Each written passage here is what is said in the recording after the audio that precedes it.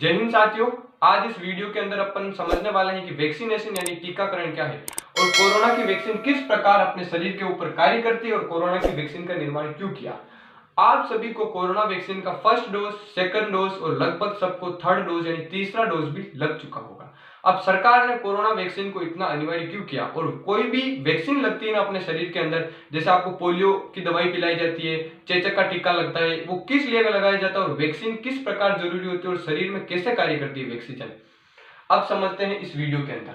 सबसे पहले जो वैक्सीन होती है ना वो एक सिद्धांत पे कार्य करती है। वो सिद्धांत होता है मेमोरी का सिद्धांत होती है, यानी स्मृति का जो सिद्धांत होता है ये मेमोरी पर बेस होती है। अपनी जो कोरोना वैक्सीन है ना ये भी मेमोरी पर बेस बनाई जाती है। आप कोई सा भी कंपटीशन एग्जाम देते हो वो भी मेमोरी पर बेस होता है। अब मेमोरी पर बेस कैसे होता है, जैसे आप एग्जाम के अंदर कोई भी कंपटीशन एग्जाम दे रहे हो तो उसमें क्वेश्चन आंसर करते हैं, वो आपकी मेमोरी पर ही बेस होता है, क्योंकि आपकी मेमोरी याददाश्त अच्छी होगी तो आपको सारे क्वेश्चन सोल्व हो जाएंगे। अगर आपने नहीं पढ़ा होगा, याददाश्त नहीं है तो आपको याद नहीं आएगा। तो जो वैक्सीनेशन होता है ना वो मेमोरी पर बेस होता है। अब समझते हैं कि कोरोना वैक्सीन किस प्रकार कार्य करती है और इसका निर्माण कैसे किया जाता है, एक वैक्सीन कैसे बनती है। सर्वप्रथम क्या किया जाता है, अपने जो बायोटेक्नोलॉजिस्ट होते हैं ना वो ज्यादातर वैक्सीन का निर्माण करते हैं, जो बायोटेक के पार्ट के अंदर रहते हैं। जो बायोटेक्नोलॉजिस्ट होते हैं ना वो क्या करते हैं, कोरोना वायरस को मान लीजिए लिया, ये है कोरोना वायरस, इसको लिया, इसका एक छोटा सा टुकड़ा लेते हैं, उसको क्या करते हैं, छोटा सा टुकड़ा लेते हैं, जीन होते हैं, जीन डीएनए आरएनए होते हैं, ये लेते हैं इसके, यानी एक छोटा सा टुकड़ा लेते हैं, वो होता है जीन। अब जीन को क्या करते हैं, यानी कोरोना वायरस के जीन के अंदर कुछ बदलाव किए जाते हैं। इसका जो रोगकारी भाग होता है ना, पैथोजन वाला भाग, इसको तो समाप्त कर दिया जाता है। जो संक्रमण वाला भाग होता है ना ये फैलता है, इसको हमेशा रखा जाता है। रोगकारी भाग रोग उत्पन्न करेगा और संक्रमण वाला भाग रोग को फैलाएगा, इसलिए कोरोना वायरस एक संक्रमण डिजीज एंड एक वायरल डिजीज होती है। फिर क्या किया जाता है, इसकी क्या बनाई जाती है, वैक्सीन बनाई जाती है। अब वैक्सीन मानव के शरीर में क्या करवाई जाती है, प्रवेश करवाई जाती है।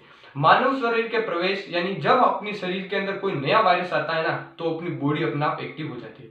जैसे आपके घर के अंदर कोई नया आदमी आता है तो आप उसको अजीब तरीके से देखते हो कि ये कौन है और उसके बारे में जानने की आपकी इच्छा होती है कि ये व्यक्ति कौन है, क्या कोई चोर तो नहीं आ गया है। इसी तरह अपने शरीर के अंदर भी कोई नया वायरस आता है ना तो बॉडी उसको जानने की पहचान करती है कि ये नया आदमी कौन आया अपने शरीर के अंदर।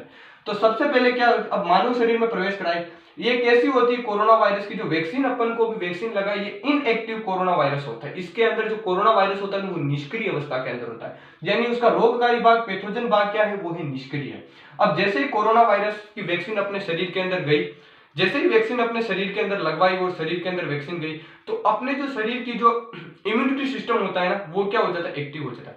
अब इम्यूनिटी सिस्टम होने के एक्टिव होने के पश्चात अपने शरीर में दो प्रकार की प्रतिरक्षा, टी लिम्फोसाइट और बी लिम्फोसाइट बनती है। टी लिम्फोसाइट में चार प्रकार की सेल बनती है, T helper, T killer, T suppressor और टी मेमोरी। जो टी हेल्पर सेल होती है ना, ये टी हेल्पर सेल ये क्या हो जाती है, एक्टिव हो जाती है। टी हेल्पर सेल आदेश देती है बी सेल को कि जाके देखो भाई कोई नया वायरस यानी कोई नया शत्रु अपने एरिया के अंदर घुस चुका है। तो ये किसका निर्माण करती है, बी सेल कहती है कि ठीक है कोई नहीं, मैं अपनी सेना को भेजती हूँ, ये एंटीबॉडीज को भेजती है इसको खत्म करने के। एंटीबॉडीज क्या होती है, एक सेना होती है। मान लीजिए कि भारत एक देश है, भारत देश है, अपने शरीर को क्या मानिए, एक भारत। भारत के अंदर भारत की सुरक्षा करने के लिए क्या होती है, आर्मी होती है, अपनी इंडिया की आर्मी। उसी तरह शरीर की सुरक्षा करने के लिए क्या होती है, शरीर के अंदर एंटीबॉडीज होती है, वो क्या कहलाती है, शरीर की सेना कहलाती है। एंटीबॉडीज भी अपने शरीर में मुख्यतः 5 प्रकार की होती है, IgG, IgA, IgM, IgD, IgA D E, यानी GAMDE, गमदे, इसको शॉर्ट से याद रखना, GAMDE, गमदे, ये पांचों प्रकार के एंटीबॉडीज हो गए, आईजीजी, आईजीए, आईजीएम, आईजीडी और आईजीई, यानी ये 5 प्रकार की एंटीबॉडीज होती है ना, ये निर्मित होनी है 5 प्रकार की सेना। जैसे अपने भारत की सेना वायु सेना, थल सेना होती है, जल सेना होती है, उसी प्रकार 5 प्रकार की एंटीबॉडीज निर्मित होती है। अब ये एंटीबॉडीज होती है ना, ये जाती है उस कोरोना वायरस के पास, इसको क्या कर देती है, समाप्त कर देती है। और इधर से जो बी सेल और टी सेल के अंदर जो मेमोरी सेल होती है ना, ये क्या करती है, उसका निरीक्षण करती है, यानी स्टडी करती रहती है। जैसे आपको कोई क्लास के अंदर कोई टीचर पढ़ाता है तो आप उसके साथ में पढ़ते थोड़ो, आप तो उसको क्या करते हैं, ओनली फॉर देखते रहते हो, सीखने का प्रयास करते हैं कि सर ने कैसा पढ़ाया है, यही सीखते हो ना।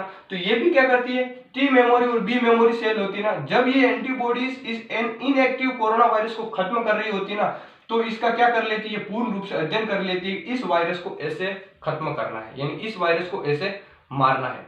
जब मान लीजिए आप रियल में कोरोना वायरस की चपेट में आ जाते हो और आप वैक्सीनेटेड हो, आपको वैक्सीन लगी हुई है, आप रियल में कोरोना वायरस की चपेट में आ जाते हो, तो ये टी मेमोरी और बी मेमोरी सेल ने पहले ही कोरोना वायरस की एंटीबॉडीज बना रखी है, यानी आपके शरीर में कोरोना वायरस की पहले ही एंटीबॉडीज बन जाती है। और वो एंटीबॉडीज क्या करती है, जैसे ही रियल में कोरोना वायरस आता है, उसको क्या पता है कि कोरोना वायरस इनएक्टिव है या एक्टिव है, वो क्या करती है, कोरोना वायरस को समाप्त कर देती है। और इस तरह आपकी शरीर से क्या होती है, प्रतिरक्षा यानी सुरक्षा की जाती है एंटीबॉडीज के द्वारा। इस प्रकार अपने शरीर के अंदर क्या करती है, वैक्सीन कार्य करती है। इसीलिए कोरोना की वैक्सीन लगवाना सरकार ने अनिवार्य रखा था। तो आई होप आप इस वीडियो में समझ गए होंगे कि वैक्सीनेशन किस सिद्धांत पर कार्य करता है और वैक्सीन कैसे बनाई जाती है, और कोरोना वायरस की वैक्सीन लगवाना कितना जरूरी है, और वैक्सीन किस प्रकार शरीर के अंदर कार्य करती है। जय हिंद साथियों।